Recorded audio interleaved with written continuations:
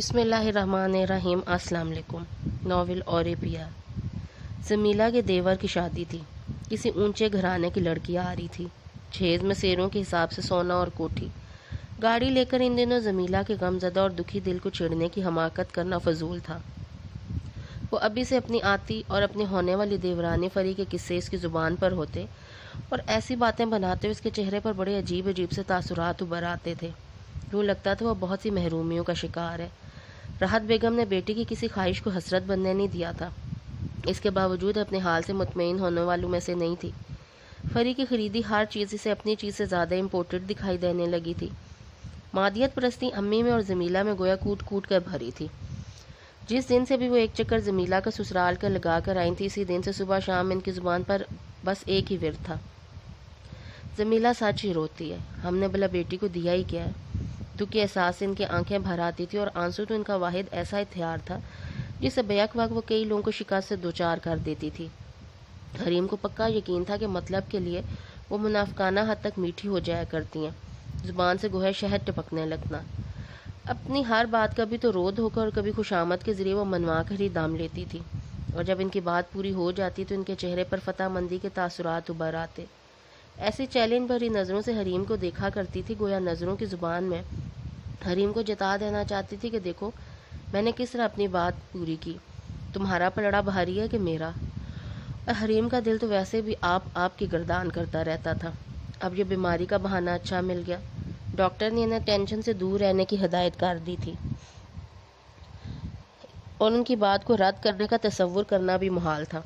ہر وقت یہی خدشہ رہتا ہے کہ امی صاحبہ ٹینشن لے کر پھر سے بیمار نہ ہو جائیں۔ وہ جب بھی کسی بڑی بچت کے بارے میں سوچنے کی کوشش کرتی، کوئی نہ کوئی مسئلہ کھڑا ہو جاتا۔ اسے تو بہت بعد میں پتہ چلا کہ نہ چاہتے ہوئے ہوٹل کے بل، زمیلہ کی شادی کے سلسلے میں لیے ہوئے ماہر کو کچھ قرض لینا پڑا تھا اور ابھی تنخواہ میں سے اس قرض کی ادائیگی احسن طریقے سے ہو رہی تھی۔ ان حالات میں اگر امی یا موبی کو ڈاکٹر سے سیشن کروانے پڑتے تو پھر مہینے کے آخر میں بات دال روٹی تک آ جاتی تھی۔ پھر امی کے بگڑے مزاج کو سنبھالنا مشکل ترین کام تھا۔ انہیں اپنے خوراک کا بہت خیال تھا۔ ہفتے میں 4 دن لگاتار گوشت پکتا، 1 دن دال اور 3 دن سبزی۔ انہیں خالی سبزی تو بھوسے کی مانند لگتی تھی اور وہ ذائقے کے لیے گوشت کی 2-4 بوٹیوں کی فرمائش کر دیتی تھی۔ مسئلہ تو یہ تھا کہ امی کی بروقت فرمائش پوری نہ ہوتی، تب بھی وہ شدید ہیجان کا شکار ہو جاتی تھی۔ کبھی بہت ہی غصہ آنے لگتا اور کبھی بلا کے مہربان ہو جاتی۔ نبیل بھی بھائی کی شادی کے سلسلے میں 2 ماہ کی چھٹی لے کر پاکستان آیا ہوا تھا۔ ان دنوں زمیلہ گویا ہواؤں میں اڑتی پھر رہی تھی۔ اس کی خوشی چہرے کی چمکدار شفاف جلد اور جگر جگر کرتی آنکھوں سے پھوٹی پڑ رہی تھی، مگر نہ جانے اس کی فطرت کیوں اس قدر خود غرض تھی۔ میکے آتے وقت خود پر مظلومیت طاری کر لیتی، چہرے پر سے مسکراہٹ غائب ہو جاتی، ماں کے ساتھ ساتھ حریم کو بھی دہلاتی رہتی تھی۔ اس قدر شدید گرمی ہے، نبیل کے آنے سے پہلے تو اے سی تک نہیں لگانے دیتے تھے۔ آپ کو بھلا مجھے اے سی دینے کا کیا فائدہ ہوا جب وہ لگانے نہیں دیتے، استعمال کرنے نہیں دیتے۔ دادی کو تو اختلاج ہونے لگتا ہے، بجلی ضائع کرنے پر لمبے لمبے لیکچر دیے جاتے ہیں۔ میری شوہر کی کمائی سے گھر کا خرچہ چلتا ہے اور مجھے ہی اے سی لگانے کی اجازت نہیں۔ اس کے پاس امی کو اور حریم کو دکھی کرنے کا ایک سے بڑھ کر ایک قصہ ہوا کرتا تھا۔ حالانکہ کئی مرتبہ حریم نے سوچا تھا کہ زمیلہ کو سمجھائے گی کہ اپنے مسئلے اپنی ماں سے کم از کم دور ہی رکھا کرو، کیونکہ زمیلہ کے جانے کے بعد امی پر حساسیت کا بڑا بھرپور دورہ پڑتا تھا۔ خود پر رکت طاری کے ٹھنڈی آہیں بھرا کرتی تھی۔ اے سی ایک آسائش ہے، ضرورت نہیں۔ پھر ان حالات میں جب بل اتنے لمبے چوڑے ادا کرنے ہیں اور جو گھر چلاتے ہیں ضروریات پوری کرنے کی کوشش میں ہلکان ہوتے ہیں، اس بڑھتی ہوئی مہنگائی سے مقابلہ کرنے سے وہی اس حقیقت سے واقف ہے کہ گھر چلانا کوئی آسان کام نہیں۔ داماد کی آمد کے ساتھ ہی امی پھر سے الرٹ ہوگی، بازاروں کے چپکے چپکے چکر لگنے لگے۔ یہ بات بھی جلد ہی حل ہوگی۔ بیٹی اور داماد کے لیے خفیہ شاپنگ کی گئی تھی۔ آج نبیل کو اس کے گھر والوں کی دعوت کا اہتمام کرنا تھا۔ رات سے حریم کو پھر حرارت محسوس ہو رہی تھی، اس لیے ماہر سختی سے اسے منع کر گیا تھا کہ کچھ بھی گھر میں پکانے کی ضرورت نہیں، مگر حریم مہینے کے شروع میں بڑی رقم کو محض اپنے آرام کی خاطر فضول میں خرچ کر دینا عقل مندی میں شمار نہیں کرتی تھی۔ ماہر کے جاتے ہوئے کچن میں جت گئی۔ جن جن ڈشز کے نام امی نے گنوائے تھے اس کے لیے اضافی 4-5 گھنٹے چاہیے تھے۔ ان ڈشز کی فرمائش زمیلہ کی طرف سے تھی۔ بقول زمیلہ کے وہ سسرال جا کر اچھے کھانوں کے ذائقے کو بھول چکی ہے۔ سر شام میں زمیلہ اپنی ساس، 2 دیور، ایک نان کے ہمراہ آ گئی تھی۔ نبیل کچھ دیر بعد آیا تھا۔ ماہر بھی آفس سے جلدی آ گیا تھا۔ حریم میز پر برتن بھی لگا چکی تھی۔ اماں بھی حریم سے ملنے تو ضرور آتی مگر ان کی ٹانگوں میں شدید درد تھا۔ فرحت آنٹی کہی تھی، اچھا نہیں آئی، مفت خورے کہیں کے۔ جمیلہ جلتے بھنتے ٹیبل کا جائزہ لینے لگی۔ واہ نبیل بھائی کی فیوریٹ ڈشز، آج تو بھابھی آپ نے کمال کر دیا۔ نازش بھی جمیلہ کے ساتھ چلی آئی تھی۔ آپ کی طبیعت تو ٹھیک ہے بھابھی؟ نازش اس کی سرخ آنکھوں کو دیکھ کر ہمدردی سے پوچھنے لگی۔ ذرا سا بخار محسوس ہو رہا ہے، حریم مصروف انداز میں بولی۔ جمیلہ باہر نکل گئی۔ شاید کسی نے آواز دی تھی، بھابھی آپ آرام کر لیں، آپ کی طبیعت بہتر نہیں لگ رہی۔ نہیں میں ٹھیک ہوں، وہ نرمی سے بولی۔ تبھی افتہ و خیزاں امی کچن میں داخل ہوئی۔ ارے نازش تم یہاں چلو، آؤ کھانا کھا لو۔ انہوں نے یوں ظاہر کیا گویا انہیں نازش کی موجودگی کا پتہ ہی نہیں تھا۔ پھر حریم کی طرف دیکھ کر عجلت کا مظاہرہ کرتے ہوئے بولی، حریم تم آرام کر لو، میں باقی کا کام خود دیکھ لوں گی۔ میں بھی حریم بھابھی کو آرام کا مشورہ دے رہی تھی، نازش نمائی نے خیزی سے آنکھیں پٹپٹاتے ہوئے کہا۔ نازش بیٹی آؤ تم کھانا کھا لو۔ امی نے نازش کے لہجے کی معنویت کو قطعاً اہمیت نہیں دی تھی۔ جی آنٹی آ رہی ہوں، تم کہ کچھ دیر آرام کر لو حریم، چائے دیر سے بنا لینا۔ جاتے جاتے پلٹ کر وہ دبی آواز میں کہتے ہوئے باہر نکل گئی تھی۔ حریم نے اسی بات کو غنیمت جانا تھا اور پھر امی کے کمرے کی طرف بھاگ گئی۔ تقریباً آدھے گھنٹے بعد جمیلہ کی ساس نے کمرے میں جھانکا، پھر اندر چلی آئیں۔ کیسی طبیعت ہے بیٹی؟ کچھ بہتر محسوس کر رہی ہوں، کمر میں بہت درد تھا۔ حریم شرمندہ سے اٹھ کر بیٹھ گئی۔ لیٹی رو؟ نہیں اب اٹھتی ہوں، آپ لوگوں نے کھانا کھا لیا؟ اپنے بکھرے حواس مجتمع کرتے ہوئے اس نے پوچھا۔ ہاں بیٹی بہت اچھا کھانا بنایا ہے۔ شکریہ، حریم تھکی تھکی سے پزمردہ آواز میں بولی۔ کون سی ڈیٹ فائنل کی؟ اس مہینے کی 22 تاریخ، تم نے ضرور آنا ہے، کوئی بہانہ نہیں چلے گا، انہوں نے محبت بھرے لہجے میں کہا۔ حریم نے اسبات میں سر ہلا دیا۔ ان لوگوں کے جانے کے بعد حریم بچا کھچا کھانا سنبھال رہی تھی جب دبے قدموں راحت بیگم چلی آئیں۔ حریم ایک بات سچ سچ بتاؤ، پہلے میں نے کبھی جھوٹ بولا ہے؟ حریم ناگواری دبا کر بولی۔ پوچھئے، فرحت نے تم سے کیا کیا باتیں کی ہیں؟ میرا خیال ہے وہ 10 منٹ بھی میرے پاس نہیں بیٹھی ہوں گی، صرف حال احوال پوچھا تھا۔ میرا جھوٹ، امی کو قطعاً یقین نہیں آیا۔ جو آپ سمجھ رہی ہیں ایسی کوئی بات نہیں، سب جانتی ہوں، ساس نند کی برائی کر کے تمہیں کون سا ایوارڈ ملنا ہے؟ امی نے رونت بھرے لہجے میں کہا۔ امی آپ غلط سمجھ رہی ہیں، حریم روحانسی ہوگی۔ میری بیٹی کی زندگی میں تلخیاں گھول کر تمہیں کیا ملے گا؟ وہ اپنی بات پر اڑی رہیں۔ امی پلیز، حریم بے بسی سے بے چین آواز میں بولی۔ امی، ماہر نے کچن میں جھانکا، کون سے مذاکرات چل رہے ہیں؟ ہاں کچھ نہیں، وہ بول بکھلا کر باہر نکل گئی۔ تمہیں کس نے پتھر کا بنا دیا؟ حریم کو گم سم دیکھ کر وہ اس کا بازو ہلانے لگی۔ کیا بات ہے حریم؟ کچھ نہیں، امی نے کچھ کہا ہے۔ ماہر کے اکثر اندازے درست ہوتے تھے۔ حریم نے لب بھینچ لیے۔ نہیں۔ تھک گئی ہو؟ وہ ہمدردی سے اس کے جھکے تھکے چہرے کی طرف دیکھنے لگا۔ نہیں۔ حریم نے رخ موڑ لیا، وہ اپنے چہرے کے تاثرات ماہر سے چھپا لینا چاہتی تھی۔ میں نے تمہیں منع کیا تھا، کیا ضرورت تھی اتنا وقت کرنے کی؟ چھوڑو ان دھندوں کو۔ ماہر اس کا ہاتھ پکڑ کر باہر لے آیا۔ چھوڑیے نا، حریم نے بیزاری سے کہا، یہ پھیلاوا کون سمیٹے گا؟ صبح کر لینا۔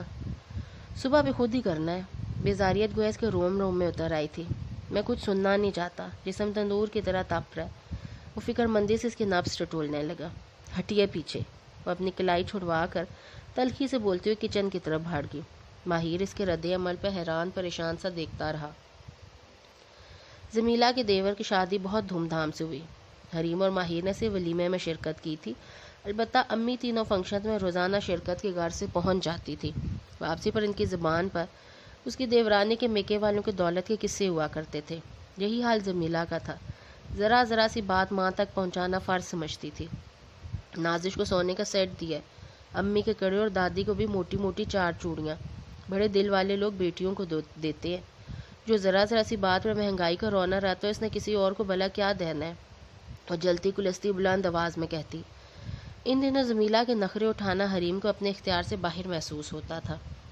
خیر سے امید لگی تھی، باس نہیں چلتا تھا، بیٹی کو جلاد قسم کی ساس کے چنگل سے آزاد کر کے اپنے پاس ہی لے آتی۔ نبیل پہلے جمیلہ کے بے حد اصرار پر اسے ماں کے گھر چھوڑ گیا تھا، اور امی تو پورے 9 مہینے اسے اپنے پاس رکھنے کی خواہش مند تھی، مگر مجبوراً انہیں خاموشی اس لیے اختیار پر کرنا پڑی تھی کہ جمیلہ کی ساس نے پہلے ہی دن کہہ دیا تھا، ہمارے ہاں رواج ہے پہلا بچہ میکے میں ہوتا ہے۔ امی اپنا سا منہ لے کر چپکی بیٹھی رہی۔ خرچہ بچانے کے لیے سارے رسم و رواج یاد ہیں۔ امی کا پارا یکدم چڑھ گیا۔ دنیا کا یہی دستور ہے، جمیلہ نے ناگواری سے کہا۔ سب کو ایک ہی لائن میں کھڑا نہ کرو، تمہارے سسرال کے طور طریقے نئے ہیں۔ ہمارے زمانے میں بچہ اپنے باپ کے گھر ہوتا ہے، نیکے والے توفیق کے مطابق جو مرضی بعد میں بیٹی کو دین دلائے۔ تو میں نہیں آؤں گی جہاں۔ جمیلہ کی آنکھیں آنن فانن جل تھل ہو گئی۔ اپنی طرف سے کوئی کمی کی ہی نہیں تھی۔ امی کی آواز دھیمی پڑ گئی۔ پھر بھی باتیں تو مجھے سننی پڑتی ہیں، ایسا بھی کیا لالچ؟ امی کو غصہ آ گیا۔ ہر کوئی آپ کی طرح نہیں، ایک کنگلے افسر کی بیٹی بیاہ لیں، لوگ تو اونچے گھر دیکھتے ہیں، چانس کی تلاش میں رہتے ہیں۔ ادھر خوش قسمتی ہاتھ باندھے آپ کے دروازے پہ کھڑی تھی اور آپ نے میری بات نہیں مانی، ورنہ ہمارا معیار بھی بہت اعلیٰ ہو جاتا، 4 لوگوں میں چرچا ہوتا۔ اٹھا کے لے آئی گلی کے گند کو۔ جمیلہ نخوت سے سر جھٹکے کہہ رہی تھی۔ بکواس مت کرو، انہوں نے ناگواری سے جمیلہ کو ٹوکا۔ آج تو سننا پڑیں گی میری باتیں، کچھ غلط نہیں کہہ رہی۔ وہ خود سری کا مظاہرہ کرنے لگے گی۔ حریم سن لے گی، بک بک نہ کر۔ ان کی آواز دبی دبی تھی۔ سنتی ہے تو شوق سے سنے، مجھے پرواہ نہیں۔ تجھے پرواہ نہیں مگر مجھے تو ہے۔ آپ کرتی نہ خوش آمدیں۔ جمیلہ زہر خند ہوئی۔ خاموش ہو جا، ماہر اپنے کمرے میں سن لے گا۔ انہی کو تو سنانا چاہتی ہوں، کسی کا دل توڑا ہے انہوں نے، اسی کی سزا بھگتیں گے تمام عمر۔ جمیلہ بکواس نہ کرو، بولنے دے مجھے۔ نازش سے دکھ سکھ سہنے کا مزہ تو چکھ لیں۔ کون سے دکھ سکھ؟ ہمارے خلاف سازشیں کرنے کا۔ ایسی تو ماں بیٹی گن نہیں گاتی حریم بھابی کے۔ حریم نے کچھ کہا ہے؟ کچھ نہیں، بہت کچھ۔ پھر بھی کیا؟ ناظم کی شادی میں گھر کی باتیں انہیں بتاتی رہی ہیں۔ کون سی باتیں؟ یہی کہ ہم نے اپنی طرف کا زیور بھابی سے ہتھیار لیا ہے۔ تو پھر انہوں نے میرا زیور نازش کے لیے لے کر رکھ لیا۔ اصل صدمے کا راز معلوم ہو گیا تھا۔ الزامات کی بوچھاڑ حریم کے لیے نئی نہیں تھی، خدا گواہ تھا ان لوگوں تک یہ راز حریم کے توسط سے نہیں پہنچا تھا، پھر یہ بات بتانے والی بھی نہیں تھی۔ حریم نے کون سا کسی پر احسان کیا تھا، محض ماہر کا بوجھ بٹانے کی خاطر تمام زیور جمیلہ کو دے چکی تھی۔ حریم نے انہیں بتایا ہے؟ امی کو یقین نہیں آیا۔ ہاں۔ کب؟ شاید ولیمے کی شام۔ مگر حریم تو صرف آدھے گھنٹے کے لیے گئی تھی، بخار میں پھنک رہی تھی۔ کھانا کھائے بغیر ماہر و حریم دونوں چلے آئے تھے۔ امی کچھ سوچتے ہوئے کہنے لگی، آپ کو خاک پتہ چلنا تھا، لوگ اشاروں سے بھی بات کر سکتے ہیں۔ پھر وہی بات۔ امی کو غصہ آ گیا۔ حریم میرے ساتھ بیٹھی رہی تھی۔ اچھا؟ جمیلہ کچھ پل کے لیے خاموش ہوگی۔ پھر ان تک یہ بات کیسے پہنچی؟ مجھے کیا پتا، وہ چڑھتے ہوئے اٹھ گئی تھی۔ یہ انہی دنوں کی بات ہے، گرمی اپنے زوروں پر تھی، جون کا آخری عشرہ تھا، 12 بجتے ہی سورج سوا نیزے پر پہنچ جاتا تھا، چھتیں اور دیواریں گویا آگ اگل رہی تھی۔ امی سارا دن اے سی لگائی رکھتی اور کمرے میں دبکی رہتی۔ حریم ناشتہ کھانا کمرے میں پہنچایا کرتی۔ صرف امی کے کمرے میں اے سی لگا تھا، یو پی ایس کا کنیکشن بھی نچلے حصے میں تھا۔ گرمی اور حب زدہ روکھے پیکھے یہ دن بڑی سست رفتاری سے گزر رہے تھے۔ ایسی تپتی دوپہر میں بکھری بکھری سے جمیلہ چلی آئی۔ حریم کا دل گویا دھک سے رہ گیا، سوجی آنکھیں، الجھے بال، بکھرا بکھرا سراپا۔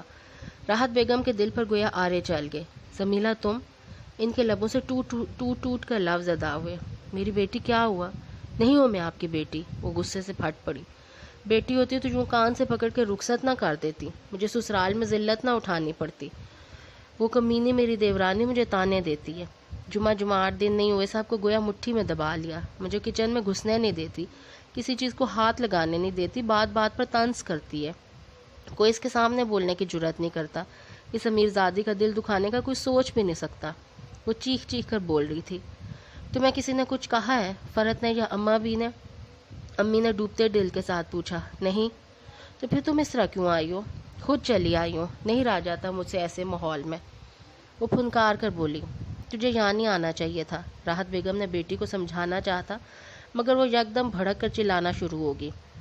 اگر مجھے کوئی فلیٹ مکان جہیز میں دیا ہوتا تو یہاں نہ آتی، فری کی طرح کروفر سے اپنے چھت کے نیچے چلی جاتی۔ کیا دیا آپ نے مجھے؟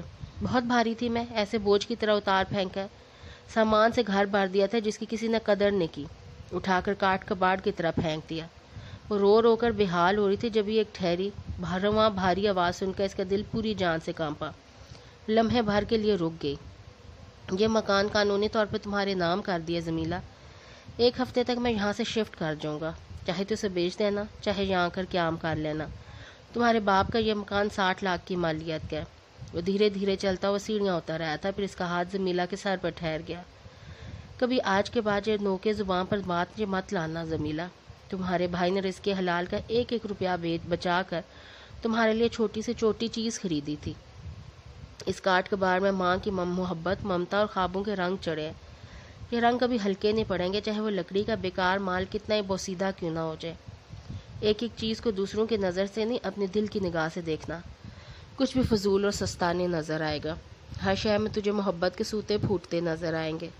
بھائی، جمیلہ کو لگا وہ آنسوؤں کے سیلاب میں ڈوب رہی ہے، ابھر رہی ہے، کوئی اس طرح سے بھی بے مول ہوتا ہے نہیں؟ کہاں جا رہی ہو؟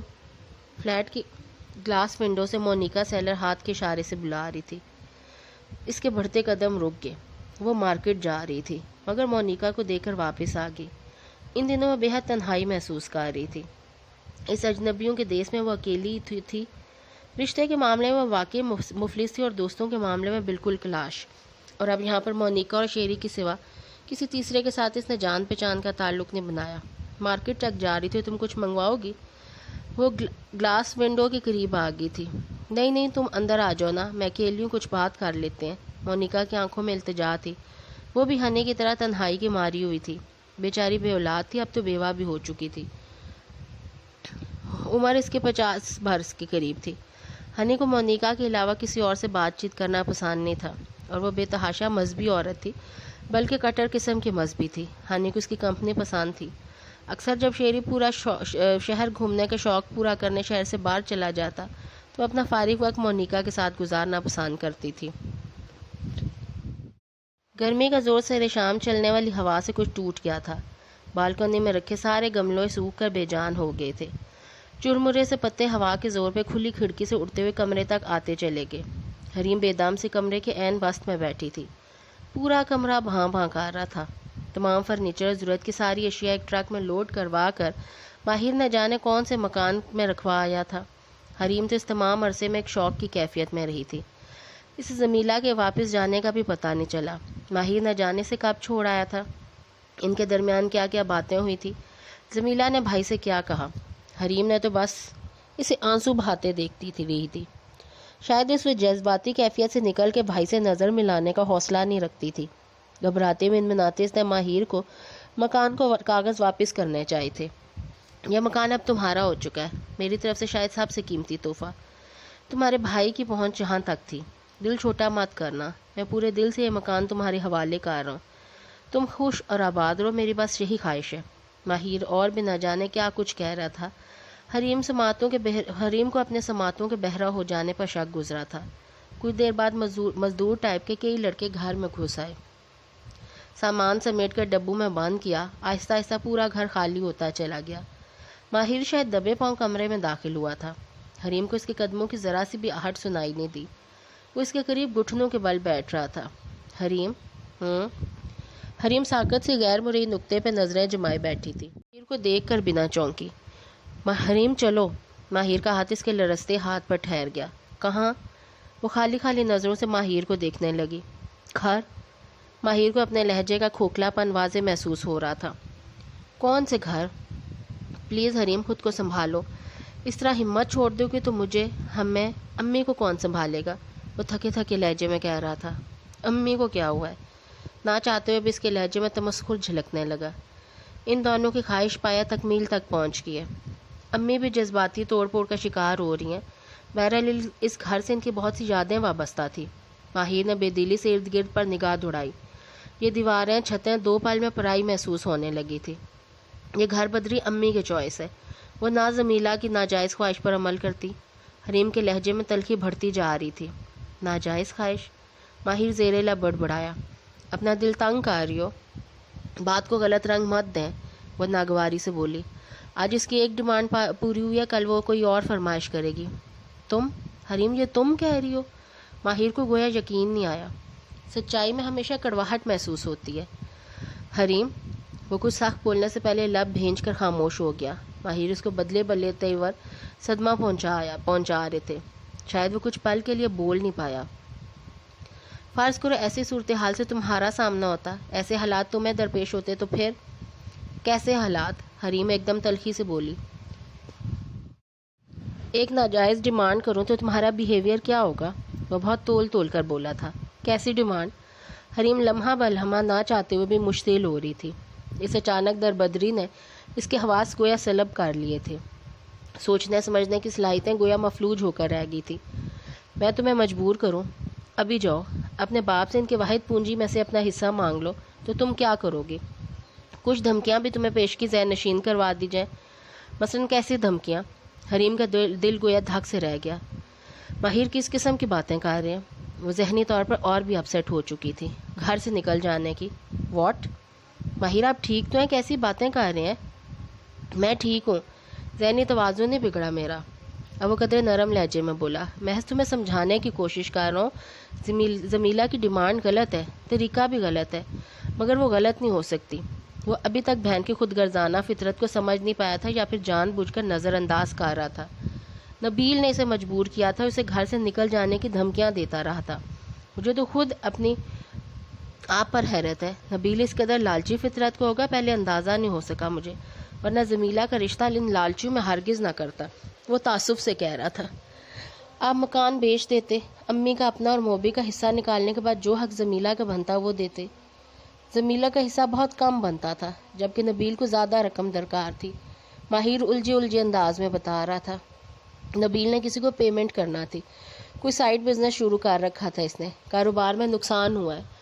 ماہر وہی کہانی سنا رہا تھا جو اس تک پہنچائی گئی تھی۔ کل کو پھر سے نبیل کو کوئی خسارے کا سودا کرے، پھر سے اسے رقم کی ضرورت پڑے، کیا کریں گے آپ؟ کسے بیچیں گے؟ کہاں سے رقم کا بندوبست کریں گے؟ وہ اپنے لہجے کی ترشی چھپا نہیں پائی تھی۔ حریم نے اس کے طنز کو تحمل سے پی کیا۔ اٹھو، اندھیرا پھیل گیا، میں روڈ سے ٹیکسی پکڑ کے لاتا ہوں۔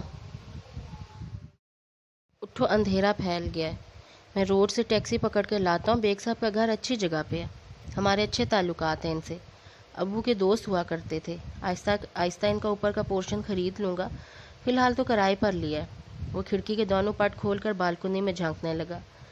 بکھرے حواس مجتمع کر کے نہ جانے ضبط کی کتنی منزل طے کرتے ہوئے اٹھی تھی، مگر کمرہ پار کرتے اس کی آنکھوں سے ٹپ ٹپ آنسو بہنے لگے۔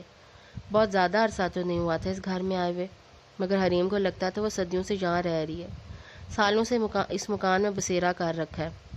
ہر شے میں اپنائیت کی مہک تھی، ایک جانی پہچانی خوشبو تھی۔ حریم کو لگا کہ وہ مزید انہی سوچوں کے بھنور میں رہی تو اس کا دل پھٹ جائے گا۔ نیچے اتری تو تخت پر بے دم سی راحت بیگم کو بیٹھا دیکھ کر ٹھٹک گئی۔ قریب آنے پر پتہ چلا کہ امی چپکے رو رہی ہیں۔ وہ ان ڈراموں سے اچھی طرح آگاہ ہو چکی تھی، اس کے دل سے ذرا بھی ہمدردی نہیں جاگی۔ ماہر ماں کو دھیمی آواز میں نہ جانے کون سی دلاسے دے رہا تھا۔ حریم کا دل ہر چیز سے اچاٹ ہونے لگا۔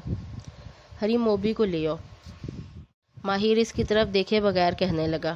حکم کی تعمیل اس پر فرض تھی، وہ ویسے بھی منظر سے ہٹنا چاہ رہی تھی۔ مزید اس عورت کے ڈرامے کو دیکھنا اور حتی المقدور ہمدردی جتانا حریم کو سراسر منافقت کا ایک حصہ لگا تھا، اس لیے وہ پلٹ کر موبی کے کمرے کی طرف بھاگ گئی۔ موبی؟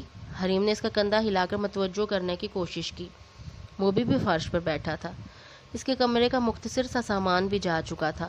حریم کے دل میں ہوک سی اٹھی، ایک ہی سوالیہ نشان آنکھوں کے سامنے ناچ رہا تھا۔